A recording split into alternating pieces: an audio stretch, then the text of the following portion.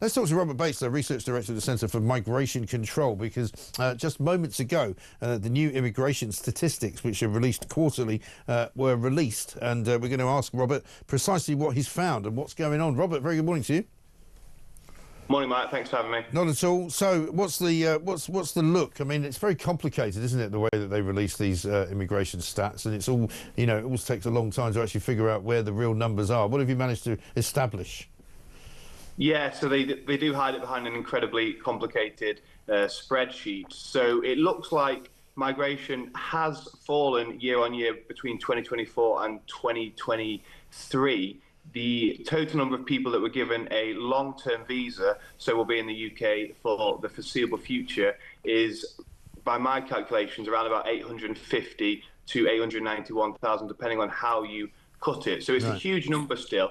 The fall is what politicians will be looking to make hay out of course, because the Tory party will be claiming that it's their measures that have brought this down. Labour will be claiming that they've done enough to bring the numbers down. Right. Frankly, it doesn't really matter, because this will still leave net migration around about 400,000 to 500,000 every year, and there is nothing on the horizon at the moment by the Labour Party that would bring things down any further. The main fall is primarily because of those dependents that the Tories in the start of last year, I don't know if you remember, really clamped down on and made it more difficult to achieve a visa for. But yeah, still absolutely huge numbers. Top three countries are India, Pakistan and China as well. So, these are countries that are of a huge cultural distance from the UK as well. So, and these would be people presumably mostly coming, these are legal numbers, aren't they? People coming on work visas, people coming on student visas. And I think I'm right in saying, you correct me if I'm wrong, they only stopped the dependents coming if you were on a student visa, because if you're on a work visa, you can still bring dependents, I think, can't you? You can, unless you're on their health and social care visa, which was a ridiculous policy decision that the Johnson government took, which would have allowed any individual coming in to a very low-paid, low-skilled job to bring with them, in some instances, 3 or 4 dependents. So that was basically the Tories reversing a lot of the damage that they'd already inflicted on the country. I think what this really does show, to re-emphasise though, is that this is probably now what we can expect for the next 4 or 5 years. I don't think there's anything really that the Labour Party can do or would be prepared to do to adjust existing visa routes to bring this number down further. So whether we like it or not, this is now our future. Right. Well, also, Keir Starmer's already making noises at the moment about opening up some kind of EU youth travel scheme, isn't he? So that we could import yet more kind of young people to do the jobs that people in this country apparently don't want to do.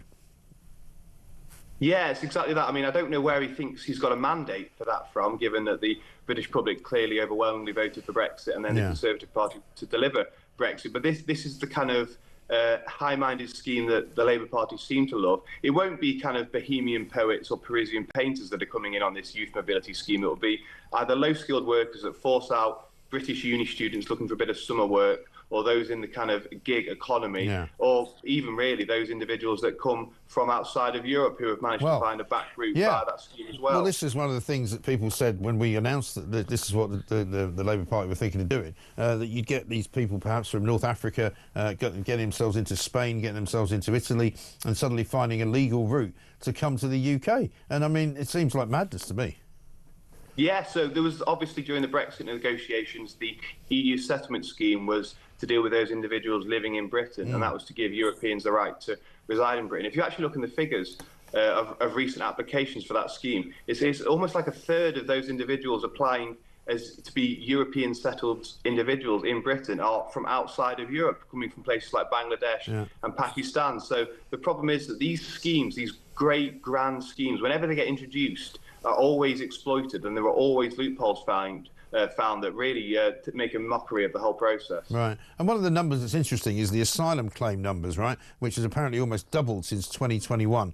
108,000 people claimed asylum in 2024, related to 84,000 cases, 18% more than in 2023 and higher than the previous recorded peak of 103,000 in 2002. So, there's going to be all kinds of little, interesting snippets like that inside these figures, aren't there?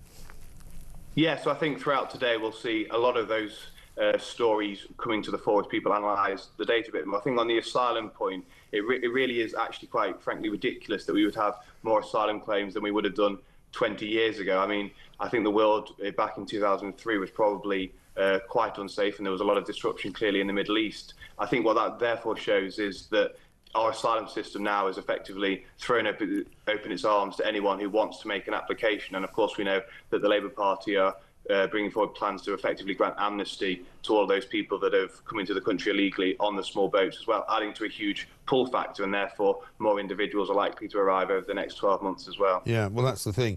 And apparently, according to these numbers on what they're calling irregular arrivals, which we call illegal arrivals, thank you very much indeed, 44,000 in 2024, 19% up on the previous year.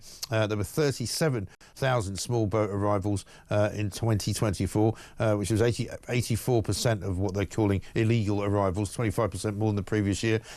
So it all adds up, doesn't it? I mean, you know, 37,000 small boat arrivals, bigger than anything that's been before, and there's no reason to suggest that 2025 will be any different, really, is there? No, and you can hear our economy creaking with the strain of this. Of course, the asylum system costs us billions and billions of pounds every single year. On the illegal side of things, when it comes to legal migration, many of these individuals will be in low-wage jobs, or actually they're not making a positive fiscal contribution to the Treasury either. It's a whole real mess, to be quite frank, and I don't think that without real political will or recognising the concerns of the British voters, the Labour Party are going to do anything on this. The asylum system is probably going to find itself under increasing pressure over the next 12 months, with the Labour Party having scrapped many parts of the Conservatives' illegal migration plans, such as Rwanda, and the idea that those that come into our country illegally can never claim British citizenship. Labour seem to be rowing back on that to some extent as well. So I think the pull factor will remain there on the illegal side of things. Yes, I think so. Well, we'll keep looking at all these figures, and I thank you very much for giving us the first look at them, Robert, Research Director from the Centre for Migration Control, Robert Bates there, with the first look at what these figures actually tell us. What they do tell us is that asylum seekers' numbers are going up quite rapidly and going up quite a lot by comparison. There's some losses in the actual net migration figure, partly because people coming now on student visas are not bringing, you know, loads and loads of their family members with them, but that doesn't really put much of a drop in the ocean to what he says is still a migration figure of somewhere approaching 800 to 900,000 people in a single year, which means once again, not far off a million, which means once again in 5 years' time there'll be another 5 million, in 10 years' time there'll be another 10 million, or possibly more than that. Absolutely extraordinary.